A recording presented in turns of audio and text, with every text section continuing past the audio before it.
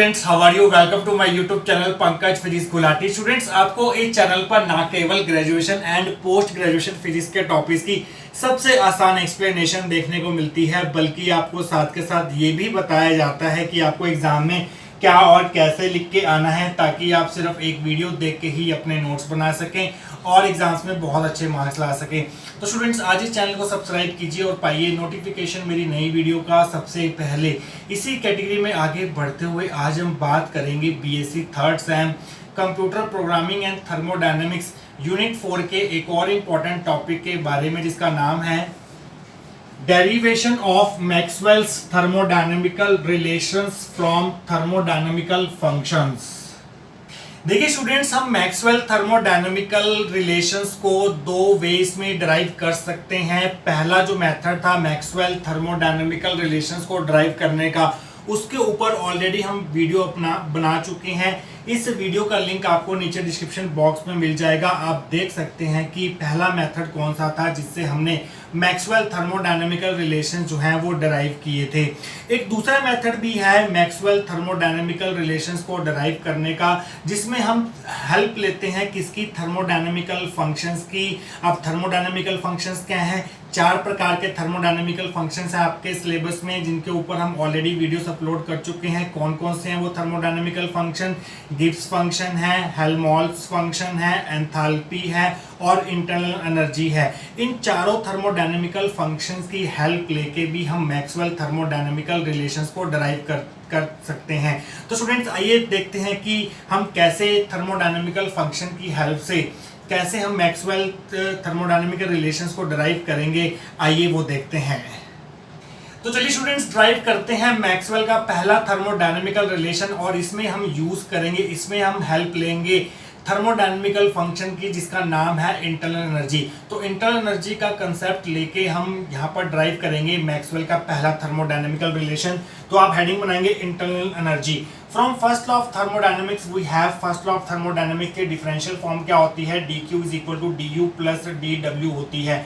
dq है amount of heat absorb by the system, du है change in internal energy of the system, dw है small amount of work done by the system. तो यहाँ से अगर हम du की वैल्यू निकालें तो आ जाएगी dq माइनस dw, और dw क्या होता है? pdv होता है। तो dw की जगह आपने pdv पुट कर देना है, तो du की वैल्यू आ जाएगी dq माइनस pdv। ये फर्स्ट इक्वेशन होगी। अब हमें पता है from second law of thermodynamics we have, second law of thermodynamics क्या कहता है? Change in entropy of the system is equal to amount of heat absorb divided by absolute temperature. तो यहाँ से dq की वैल्यू क्या आ जाएगी? Tds आ जाएगी। ये सेकंड इक्वेशन होगी। dq की वैल्यू अपने यहाँ पुट करनी है, तो आप लिखेंगे using 2 in 1 we get du is equal to dq की वैल्यू है Tds माइनस pdv। तो स्टूडेंट्स, ये होगी हमारी थर्ड इक्वेशन। अब आपने थर्ड इक्वेशन को दो बार पार्शियली डिफरेंशिएट करना है। एक बार पार्शियली डिफरेंशिएट करना है आपने इस इक्वेशन को s के रिस्पेक्ट में, और जब आप s के रिस्पेक्ट में इसका पार्शियल डिफरेंशिएशन निकालेंगे थर्ड इक्वेशन का, तो आपको वॉल्यूम जो है v कांस्टेंट लेके चलना होगा। और सेकंड केस में आप थर्ड इक्वेशन का पार्शियल डिफरेंशिएशन करेंगे v के रिस्पेक्ट में, कीपिंग s कांस्टेंट। तो चलिए स्टूडेंट्स, पहले हम पार्शियली डिफरेंशिएट करते हैं इक्वेशन 3 को विद रिस्पेक्ट टू s, और ये हम करेंगे v को कांस्टेंट मानते हुए। तो आप लाइन लिखेंगे partially differentiating equation 3 with respect to s taking v as constant. तो s के रिस्पेक्ट में पार्शियल डिफरेंशिएशन करना है आपको और v कांस्टेंट रखना है। तो du का पार्शियल डिफरेंशिएशन क्या हो जाएगा? s के रिस्पेक्ट में पार्शियल डिफरेंशिएशन ले रहे हैं तो हमें करली का सिंबल यूज करना पड़ेगा। करली u by curly s at constant volume ले रहे हैं, v हमने कांस्टेंट रखा है इज इक्वल टू t, और ds को हमें लिखना पड़ेगा करली s, इसका पार्शियल डिफरेंशिएशन करना है s के रिस्पेक्ट में, और v कांस्टेंट है तो dv जो है वो 0 हो जाएगा, तो माइनस 0 हो जाएगा। तो नेक्स्ट स्टेप में आप क्या कर सकते हैं? करली s बाय करली s को 1 लिख सकते हैं। तो मैं यहाँ से इसको हटा के यहाँ पर 1 लिख देता हूँ, और इस 0 को भी मैं यहाँ से हटा देता हूँ। तो स्टूडेंट्स, ये होगी हमारी फोर्थ इक्वेशन। थर्ड इक्वेशन का पार्शियल डिफरेंशिएशन करके with respect to s v को कांस्टेंट मानते हुए, तो आपको ये रिजल्ट मिलेगा। नेक्स्ट सेक्शन में हम क्या करेंगे? थर्ड इक्वेशन का पार्शियल डिफरेंशिएशन करेंगे v के रिस्पेक्ट में, और अब की बार हम s को कांस्टेंट रखेंगे। तो स्टूडेंट्स, लास्ट सेक्शन में हम दो इंपॉर्टेंट इक्वेशन फॉर्म कर चुके थे। एक थी थर्ड इक्वेशन, और थर्ड इक्वेशन का जब हमने पार्शियल डिफरेंशिएशन किया था s के रिस्पेक्ट में कीपिंग v कांस्टेंट, तो हमें फोर्थ इक्वेशन मिली थी। अब हमें थर्ड इक्वेशन का पार्शियल डिफरेंशिएशन करना है v के रिस्पेक्ट में, और अब की बार हम s को कांस्टेंट मान के चलेंगे। तो आप लाइन लिखेंगे partially differentiating equation 3 with respect to v keeping s constant. तो du का पार्शियल डिफरेंशिएशन क्या हो जाएगा, v के रिस्पेक्ट में वो हो जाएगा करली u बाई करली v, और हमने s कांस्टेंट रखा है तो यहाँ पर आपको s लगाना पड़ेगा। इक्वल टू s कांस्टेंट है तो ds जो है वो 0 हो जाएगा, माइनस p करली v बाई करली v हो जाएगा। और अगले स्टेप में आप क्या कर सकते हैं, curly u by curly v at constant s equal to minus P आ जाएगा। ये हमारी फिफ्थ इक्वेशन होगी। तो स्टूडेंट्स इसके नेक्स्ट स्टेप में आप क्या करेंगे, फोर्थ इक्वेशन का पार्शियल डिफरेंशिएशन करेंगे v के रिस्पेक्ट में और s को कांस्टेंट मान के चलेंगे। तो आप क्या लिखेंगे, partially differentiating equation for both sides with respect to v we get. अगर s यहाँ लिखा है तो v के रिस्पेक्ट में करना है आपको, जो यहाँ लिखा होगा उसके रिस्पेक्ट में करना है। तो आइए करते हैं, इसका पहले करते हैं v के रिस्पेक्ट में, तो करली बाय करली v लगा देंगे आगे, और यहाँ पर लिख देंगे करली u बाय करली s, और साथ में इक्वल टू में लगाना पड़ेगा आपको, करली बाय करली v के रिस्पेक्ट में कर रहे हैं, और यहाँ पर t है और किसको कांस्टेंट माना, हमने s को कांस्टेंट माना तो s यहाँ पर लिखेंगे। तो नेक्स्ट स्टेप में आप क्या कर सकते हैं, curly square u by curly v into करली s इज इक्वल टू करली t by curly v at constant s। तो स्टूडेंट्स ये होगी हमारी सिक्स्थ इक्वेशन। तो स्टूडेंट्स इससे नेक्स्ट स्टेप में हम क्या करेंगे, सिक्स्थ इक्वेशन से आगे हम क्या करेंगे, नेक्स्ट सेक्शन में फिफ्थ इक्वेशन का पार्शियल डिफरेंशिएशन करेंगे दोनों तरफ, इसके रिस्पेक्ट में s के रिस्पेक्ट में, और v को कांस्टेंट मानेंगे, और ये काम हम करेंगे नेक्स्ट सेक्शन के अंदर। तो स्टूडेंट्स आइए आगे बढ़ते हैं। लास्ट सेक्शन में हम दो इंपॉर्टेंट इक्वेशन जो है वो फॉर्म कर चुके थे, एक थी फिफ्थ इक्वेशन, एक थी सिक्स्थ इक्वेशन। अब हम क्या करेंगे, फिफ्थ इक्वेशन का डेरिवेटिव करेंगे, पार्शियल डेरिवेटिव करेंगे s के रिस्पेक्ट में और v को कांस्टेंट मानेंगे। तो आप लाइन लिखेंगे partially differentiating equation 5 with respect to s keeping v as constant. तो चलिए स्टूडेंट्स दोनों साइड्स का पार्शियल डिफरेंशिएशन करते हैं s के रिस्पेक्ट में। तो इसका पार्शियल डिफरेंशिएशन क्या होगा s के रिस्पेक्ट में, तो उसके लिए आपको करली बाय करली s लिखना पड़ेगा आगे, और ये चीज़ सेम रहेगी यहाँ पर, curly u by curly v equal to इसका पार्शियल डिफरेंशिएशन क्या होगा s के रिस्पेक्ट में, ये हो जाएगा, हमने v को कांस्टेंट माना है तो यहाँ पर v जो है वो आपको कांस्टेंट के फॉर्म में लिखना पड़ेगा। तो अगले स्टेप में आप क्या कर सकते हैं, curly square u by curly s curly v is equal to minus of curly p by curly s at constant volume. तो स्टूडेंट्स इसको हम मान लेते हैं इक्वेशन नंबर 7। इसके आगे का काम हम देखेंगे उधर। तो स्टूडेंट्स सेवंथ इक्वेशन तक हम पहुंच चुके थे। आइए देखते हैं आगे क्या लिखेंगे आप, as internal energy U is a perfect differential, so we have curly square U by curly V curly S is equal to curly square U by curly S curly V। क्योंकि इंटरनल एनर्जी U जो है किसी भी system का वो एक perfect differential होता है, इसलिए हम ऐसे भी कह सकते हैं कि अगर हम U का पार्शियल डिफरेंशिएशन करें S के रिस्पेक्ट में, फिर उस टर्म का पार्शियल डिफरेंशिएशन करें V के रिस्पेक्ट में, या फिर पहले हम U का पार्शियल डिफरेंशिएशन करें V के रिस्पेक्ट में, फिर जो हमें रिजल्ट मिलेगा उसका पार्शियल डिफरेंशिएशन किया जाए S के रिस्पेक्ट में, वो दोनों टर्म जो है वो बराबर होंगी। मींस करली square U by curly V curly S is equal to करली U करली square U by curly S curly V, ये दोनों टर्म्स आपस में बराबर होंगी। तो अगर ये दोनों टर्म्स आपस में बराबर हैं तो इसका मतलब ये है कि सिक्स्थ और सेवंथ इक्वेशन की जो लेफ्ट हैंड साइड है ये वाली और ये वाली, ये दोनों सेम है, तो उनकी राइट हैंड साइड जो है वो बराबर हो जानी चाहिए। So from 6 and 7 we have curly t by curly v at constant s is equal to minus of curly p by curly s at constant volume. तो 6 और 7 की राइट हैंड साइड कंपेयर करके हमें ये मिल जाएगा, और इसी को हम बोलते हैं मैक्सवेल का पहला thermodynamical relation. This is Maxwell first thermodynamical relation. तो internal energy means thermodynamical function, internal energy का यूज करते हुए हमने मैक्सवेल की पहली थर्मोडायनेमिकल रिलेशन जो है वो ड्राइव कर लिया है। बाकी के जो बचे हुए मैक्सवेल थर्मोडायनेमिकल रिलेशन है वो हम ड्राइव करेंगे आने वाले सेक्शंस के अंदर। तो स्टूडेंट्स पिछले सेक्शंस में हमने पहला मैक्सवेल थर्मोडायनेमिकल रिलेशन यूज किया था using thermodynamical function internal energy. अब हम ड्राइव करने जा रहे हैं मैक्सवेल की सेकंड थर्मोडायनेमिकल रिलेशन, और इसमें हम जो थर्मोडायनेमिकल फंक्शन यूज करेंगे वो होगा हेल्महोल्ट्ज फंक्शन, जिसको हम एफ से डिनोट करते हैं। तो अब हेडिंग बनाएंगे हेल्महोल्ट्ज फंक्शन एफ। इसका यूज करते हुए हम मैक्सवेल की सेकंड थर्मोडायनेमिकल रिलेशन जो है वो ड्राइव करेंगे। The Helmholtz function of a system is given bye किसी भी स्टेट में जो सिस्टम का हेल्महोल्ट्ज फंक्शन होता है उसकी जो वैल्यू होती है वो होती है F is equal to U minus T S. यहाँ पर यू इंटरनल एनर्जी है, टी टेम्परेचर है सराउंडिंग्स का, एस जो है वो एंट्रोपी है सिस्टम की। तो डी एफ क्या आ जाएगा, अगर हम दोनों तरफ डिफरेंशिएशन करें तो डी एफ की वैल्यू आएगी D of U minus T S. D F is equal to U का डिफरेंशिएशन हो जाएगा डी यू माइनस, इसके साथ भी आपने डी लगा देना डी ऑफ टी एस। तो स्टूडेंट्स यहाँ पर यू इंटू वी रूल लगेगा डिफरेंशिएशन का। वो क्या कहता है हमें, first function as it is derivative of second means S का derivative D S plus first function का डेरिवेटिव टी का डेरिवेटिव डी टी और सेकंड फंक्शन एस ऐसे ही रहेगा।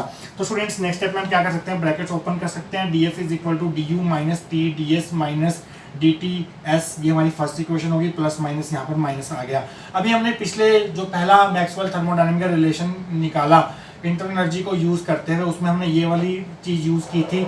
हमें पता है डी यू क्या होता है, T D S minus P D V होता है। ये हमने अभी पीछे यूज़ किया था पहले वाले में, आप देख सकते हैं ये कैसे हमने निकाला था, D U equal to T D S minus P D V. तो हम ये रिजल्ट जो है वो यहाँ पर यूज़ करेंगे डी यू की जगह। यूजिंग 2 in 1 वी गेट, आपने डी यू की जगह ये पुट कर देना है यहाँ पर D F is equal to D U की जगह आपने ये पुट कर देना है T D S minus P D V और साथ में ये वाला माइनस टी डी एस और साथ में minus D T into S. तो स्टूडेंट्स इसको आप ऐसे लिख सकते हैं, टी डी एस से टी डी एस जो है वो काट सकते हैं। अगले स्टेप में आपका हो जाएगा D F is equal to minus P D V minus S साथ में डी टी ऐसे आ जाएगा। ये हमारी थर्ड इक्वेशन होगी। तो स्टूडेंट्स इसके आगे की जो डेरिवेशन है वो हम देखेंगे नेक्स्ट सेक्शन के अंदर। तो चलिए स्टूडेंट्स आगे बढ़ते हैं। लास्ट सेक्शन में हम थर्ड इक्वेशन निकाल चुके थे जिसमें हमने निकाला था D F is equal to minus P D V minus S D T. अब हम क्या करेंगे, थर्ड इक्वेशन का एक बार पार्शियल डिफरेंशिएशन करेंगे वी के रिस्पेक्ट में और टी को कांस्टेंट रखेंगे। फिर हम थर्ड इक्वेशन का पार्शियल डिफरेंशिएशन करेंगे टी के रिस्पेक्ट में और उसमें वी कांस्टेंट रखेंगे। तो आइए स्टूडेंट्स शुरू करते हैं। Partially differentiating 3 with respect to V keeping T as constant. अब की बार हमने क्या करना है, थर्ड इक्वेशन का पार्शियल डिफरेंशिएशन करना है वी के रिस्पेक्ट में और टी को कांस्टेंट लेके चलना है। तो क्या आएगा, डी एफ का पार्शियल डिफरेंशिएशन वी के रिस्पेक्ट में क्या हो जाएगा, करली एफ बाय करली वी, और टी को हमने कांस्टेंट रखना है। तो यहाँ पर आपको टी जो है वो कांस्टेंट रखना होगा क्योंकि हमने वी के रिस्पेक्ट में कर रहे हैं। तो माइनस पी करली वी बाय करली वी और टेम्परेचर कांस्टेंट रख रहे हैं तो डी टी जो है वो जीरो हो जाएगा। तो ये टर्म जो है वो जीरो हो जाएगी। नेक्स्ट स्टेप में आप ऐसे लिख सकते हैं, curly F by curly V at constant T is equal to minus P आ जाएगा, curly V by curly we 1 हो जाएगा। अब आपने क्या करना है, ऊपर वाली इक्वेशन का इस इक्वेशन का पार्शियल डिफरेंशिएशन करना है टी के रिस्पेक्ट में और वी को कांस्टेंट रखना है। तो आप लाइन लिखेंगे, partially differentiating this equation with respect to T, T के रिस्पेक्ट में करना है और कीपिंग वी कांस्टेंट, वी को कांस्टेंट रखना है। तो स्टूडेंट्स करते हैं टी के रिस्पेक्ट में इसका पार्शियल डिफरेंशिएशन। तो क्या आएगा, करली बाय करली टी करली F by curly we T minus इसका पार्शियल डिफरेंशिएशन टी के रिस्पेक्ट में क्या हो जाएगा, करली पी बाय करली टी। तो एक स्टेप आप यहीं कर सकते हैं, करली इंटू करली जो है वो करली स्क्वायर हो जाएगा।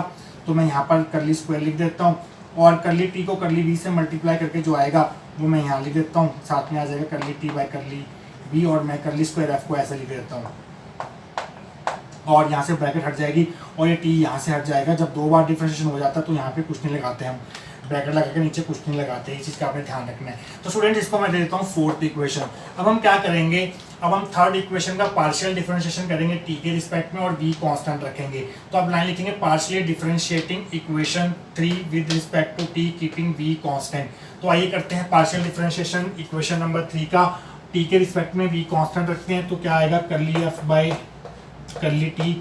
अब की बार हमने वी को कांस्टेंट रखा तो यहाँ पर वी आ जाएगा। अब की बार वी कांस्टेंट है तो डी वी जो है वो जीरो हो जाएगा, माइनस जीरो माइनस एस और साथ में आ जाएगा करली टी बाय करली टी और इसको आप कैसे लिखते हैं, curly F by curly T at constant volume is equal to minus S आ जाएगा। इसको मैं दे देता हूँ इक्वेशन नंबर, इसको देने की जरूरत नहीं, इक्वेशन नंबर अगली को देंगे हम। तो स्टूडेंट्स अब हम क्या करेंगे, जो हमारा रिजल्ट आया ये वाला, अब हम क्या करेंगे, इसका पार्शियल डिफरेंशिएशन करेंगे वी के रिस्पेक्ट में और टी को कांस्टेंट मान के चलेंगे। Partially differentiating with respect to V keeping T constant. तो इसके केस में क्या आएगा हमारे पास, इसके जब पार्शियल डिफरेंशिएशन करेंगे वी के रिस्पेक्ट में तो ये हो जाएगा curly square F by curly V curly T हो जाएगा इज इक्वल टू इसका पार्शियल डिफरेंशिएशन वी के रिस्पेक्ट में क्या हो जाएगा, curly S by curly V और टी कांस्टेंट रखा तो यहाँ पर टी लिखना पड़ेगा, यहाँ पर हमने वी कांस्टेंट रखा था तो यहाँ पर हमें वी जरूर लिखना है। ये इस बात का आपने ध्यान रखना है। ये हमारी होगी फिफ्थ इक्वेशन। तो स्टूडेंट्स यहाँ इसके बाद के जो स्टेप्स है वो हम करेंगे नेक्स्ट सेक्शन के अंदर। तो स्टूडेंट्स लास्ट सेक्शन में हम फोर्थ एंड फिफ्थ इक्वेशन निकाल चुके थे। ये फोर्थ इक्वेशन थी, ये फिफ्थ इक्वेशन थी। अब आगे क्या करेंगे आप, as F is a perfect differential of curly square F by curly T curly V is equal to curly square F by curly V curly T. Internal energy U की तरह जो हमारा हेल्महोल्ट्ज फंक्शन एफ होता है वो भी एक perfect differential होता है। अगर आप एफ का पहले पार्शियल डिफरेंशिएशन करें वी के रिस्पेक्ट में और जो रिजल्ट आएगा उसका फिर दोबारा से पार्शियल डिफरेंशिएशन करें टी के रिस्पेक्ट में तो आपको ये मिलेगा। और अगर आप एफ का पहले पार्शियल डिफरेंशिएशन करें टी के रिस्पेक्ट में और जो आपको आंसर मिलेगा उसका पार्शियल डिफरेंशिएशन करें वी के रिस्पेक्ट में तो आपको ये मिलेगा। तो परफेक्ट डिफरेंशियल होने की वजह से ये दोनों टर्म जो है वो बराबर होंगी। Means fourth and fifth equation की जो लेफ्ट हैंड साइड है वो बराबर है तो राइट हैंड साइड जो है वो बराबर हो जाएंगी। So from equation 4 and 5 we get this term is equal to this term minus curly P by curly T at constant volume is equal to minus curly S by curly V at constant temperature. Minus से minus काट देते हैं तो curly P by curly T at constant volume is equal to curly S by curly V at constant temperature आ गया। और यही है हमारा मैक्सवेल का सेकंड थर्मोडायनामिकल रिलेशन। तो हमने हेल्महोल्ट्ज फंक्शन से शुरुआत की थी और हम पहुंच चुके हैं मैक्सवेल के सेकंड थर्मोडायनामिकल रिलेशन के रिजल्ट की तरफ। तो स्टूडेंट्स इसके बाद जो हमारे दो मैक्सवेल्स इक्वेशन रिलेशंस बची हैं वो हम देखेंगे आने वाले सेक्शंस के अंदर। तो स्टूडेंट्स पिछले सेक्शंस में हमने दो मैक्सवेल्स थर्मोडायनामिकल रिलेशन जो है वो ड्राइव कर लिए हैं। पहला हमने ड्राइव किया था यूजिंग थर्मोडायनामिकल फंक्शन इंटरनल एनर्जी और दूसरा थर्मोडायनामिकल रिलेशन हमने ड्राइव किया था यूजिंग थर्मोडायनामिकल फंक्शन हेल्महोल्ट्ज फंक्शन। तो स्टूडेंट्स अब हम ड्राइव करने जा रहे हैं मैक्सवेल की तीसरा थर्मोडायनामिकल रिलेशन जिसमें हम यूज करेंगे थर्मोडायनामिकल फंक्शन जिसका नाम होगा एंथैल्पी। तो आप हेडिंग बनाएंगे enthalpy H. The enthalpy H of a system is given bye किसी भी सिस्टम की जो एंथैल्पी होती है उसका जो फॉर्मूला होता है वो ये होता है H is equal to U plus P V. U internal energy है, पी प्रेशर है और वी यहाँ पर वॉल्यूम है। तो पार्शियल अगर हम डी एच निकालना चाहें, चेंज इन एंथैल्पी निकालना चाहें वो हम कैसे निकाल सकते हैं, दोनों तरफ d से हमें मल्टीप्लाई करना पड़ेगा। So D H is equal to D U plus P V. तो स्टूडेंट्स ये हो जाएगा D H is equal to U का d करेंगे तो डी यू हो जाएगा प्लस पी वी का आगे d लगाना पड़ेगा तो डी पी वी आ जाएगा। D H is equal to D U plus यहाँ पर आपको यू इंटू वी रू लगाना पड़ेगा। First function as it is P as it is, second function का डिफ्रेंशिएशन बी का differentiation D V plus P का डिफरेंशिएशन डी पी और second function B as it is. ये हमारी फर्स्ट इक्वेशन होगी। सबसे पहले वाले केस में जब हमने पहली थर्मोडायनामिकल रिलेशन जो है वो ड्राइव किया था तो उसमें हमने एक रिलेशन यूज किया था D U is equal to T D S minus P D V. वो यहाँ पर भी यूज होगा।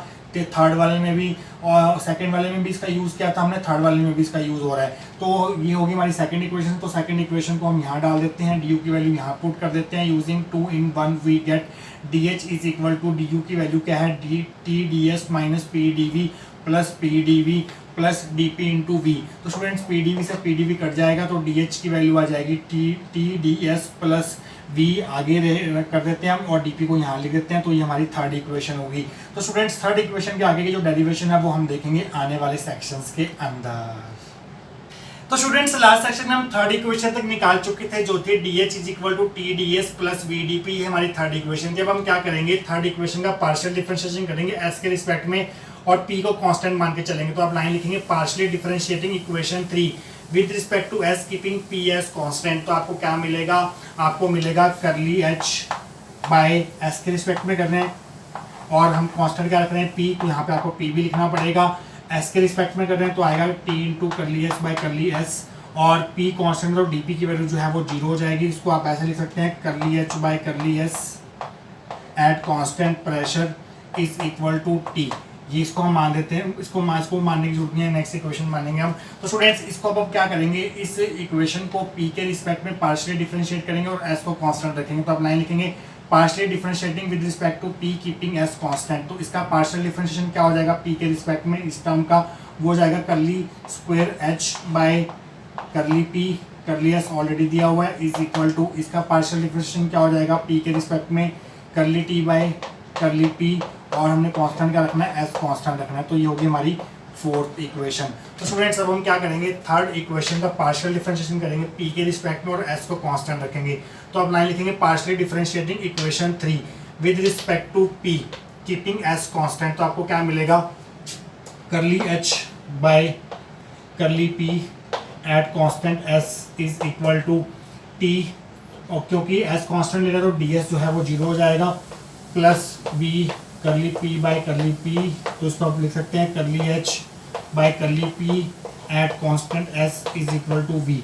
इसको इक्वेशन नंबर देने की जरूरत नहीं है क्योंकि इसको मैं एक और बार पार्शियल डिफरेंशिएशन करना है। अब हम इसको पार्शियल डिफरेंशिएशन करेंगे इस टर्म को एस के रिस्पेक्ट में और पी को कांस्टेंट रखेंगे। पार्शियली डिफरेंशिएटिंग इक्वेशन 3 नहीं लिखना है यहाँ पर क्योंकि हम इसको कर रहे हैं partially differentiating with respect to S keeping P constant. तो ये हो जाएगा इसका पार्शियल डिफरेंशिएशन क्या हो जाएगा एस के रिस्पेक्ट में करली square H by curly S करली पी, और इसका पार्शियल डिफरेंशिएशन क्या हो जाएगा एस के रिस्पेक्ट में करली वी बाय करली एस, और पी जो है वो कांस्टेंट है। इसको मैं दे देता हूँ इक्वेशन नंबर 5। तो स्टूडेंट्स फोर्थ और फिफ्थ इक्वेशन को यूज करते हुए आगे के जो डेरिवेशन है वो हम देखेंगे नेक्स्ट सेक्शन के अंदर।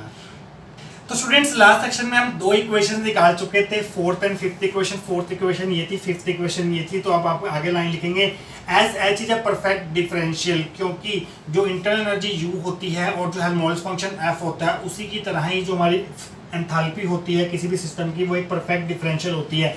मींस अगर आप एच का पहले पार्शियल डिफरेंशिएशन करें एस के रिस्पेक्ट में और जो रिजल्ट आएगा उसका पार्शियल डिफरेंशिएशन करें पी के रिस्पेक्ट में तो आपको यही मिलेगा। और इसी तरह से अगर आप एच का पार्शियल डिफरेंशिएशन करें पहले पी के रिस्पेक्ट में और जो रिजल्ट आपको मिलेगा उसका पार्शियल डिफरेंशिएशन करें दूसरे वेरिएबल एस के रिस्पेक्ट में तो आपको ये मिलेगा। परफेक्ट डिफरेंशियल होने की वजह से ये दोनों जो रिजल्ट्स होंगे ये दोनों आपस में बराबर होंगे। Means fourth and fifth equation की लेफ्ट हैंड साइड बराबर है और राइट हैंड साइड जो है वो बराबर हो जाएंगी। So from 4 and 5 we have curly T by curly P at constant S is equal to curly V by curly S at constant P, और यही है हमारी मैक्सवेल की तीसरी थर्मोडायनेमिकल रिलेशन। तो 3 मैक्सवेल के रिलेशन हम ड्राइव कर चुके हैं, एक रिलेशन और बचा है वो हम ड्राइव करेंगे आने वाले सेक्शंस के अंदर। तो स्टूडेंट्स 3 मैक्सवेल थर्मोडायनेमिकल रिलेशंस की डेरिवेशंस हम कर चुके हैं। अब हम ड्राइव करेंगे मैक्सवेल का चौथा थर्मोडायनेमिकल रिलेशन जिसमें हम यूज करेंगे अनदर थर्मोडायनेमिकल फंक्शन और वो होगा गिब्स फंक्शन।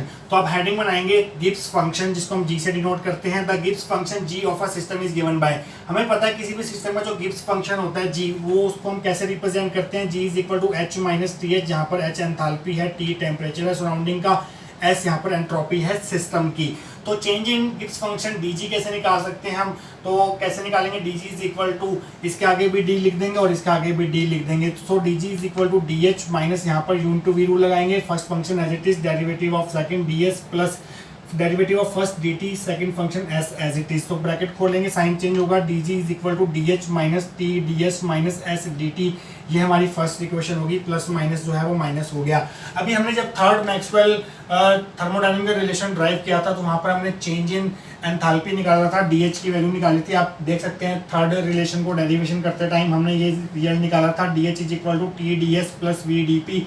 ये हम उसको हम सेकंड इक्वेशन मान लेते हैं। इसकी डेरिवेशन हमने पीछे की है पिछले वाले रिलेशन को ड्राइव करते समय, तो वही रिजल्ट हमने यहाँ डायरेक्ट उठाया है, इसको सेकंड नंबर दे दिया है। तो डीएच की वैल्यू यहाँ पर पुट करेंगे using 2 in 1 we get DG is equal to यहाँ पर डीएच की वैल्यू पुट कर दो T D S plus V D P, साथ में minus T D S minus S D T, तो आपका टी डी एस से टी डी एस कट जाएगा तो आपके पास बचेगा DG is equal to V D P minus S D T.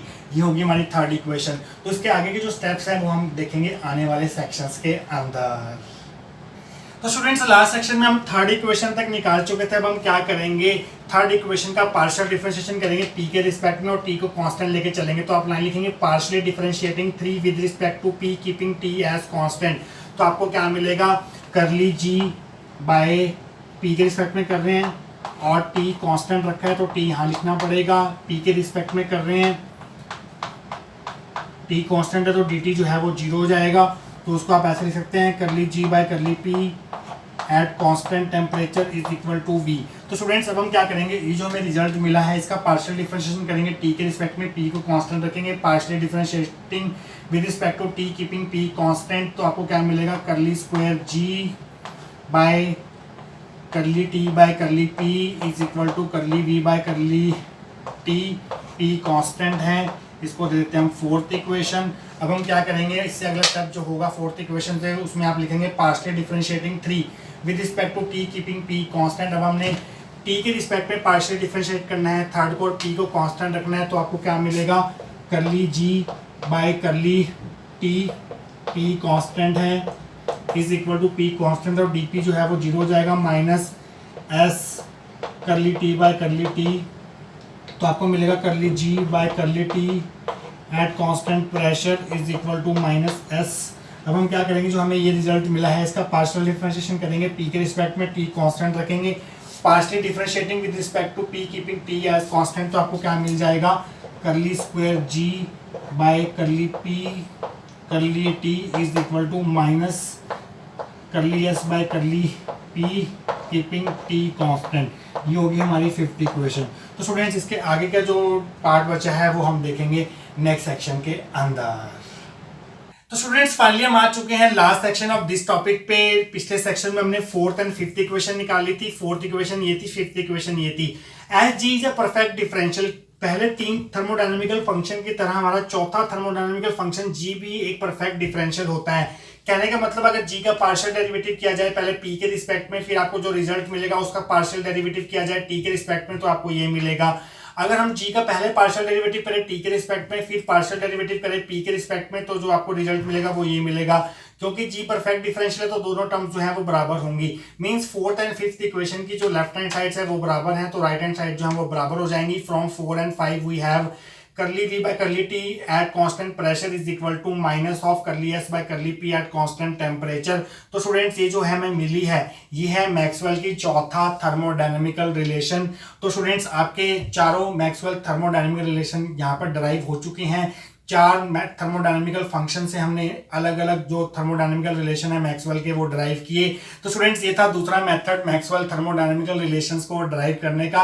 I hope आपको आज का टॉपिक जो है वो अच्छे से समझ आया होगा। मिलेंगे किसी और इंपॉर्टेंट टॉपिक ऑफ थर्मोडायनेमिक्स के साथ। Till then thank you so much.